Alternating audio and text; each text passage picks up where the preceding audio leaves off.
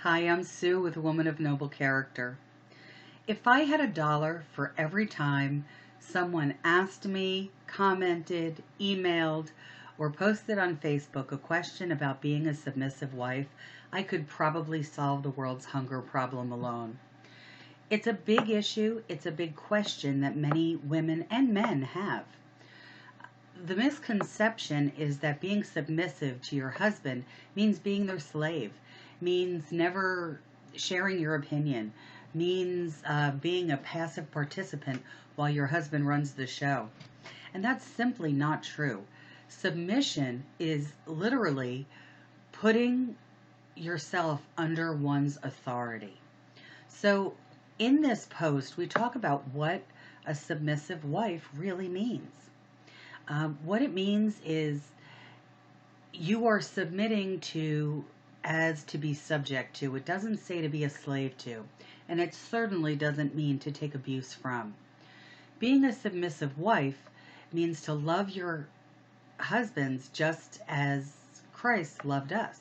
And it does say in Ephesians 5:25 that husbands are also instructed to love your wives just as Christ also loved the church and gave himself up for her. So submission really does go both ways. When a husband loves his wife as he loves the church, and when women focus on their role to love and subject to their husbands, according to Scripture, that marriage is loving, kind, harmonious. It's not abusive or a slave to master relationship. Submission is a voluntary act. It is an action by a wife. It is the God-driven desire to please your husband and act under his authority, just as Christians act under the authority of the church. Doesn't mean we're always going to agree, but it does mean that the husband is the head of the household. And we're not commanded to keep our mouth shut, but we can express our opinion in a loving way.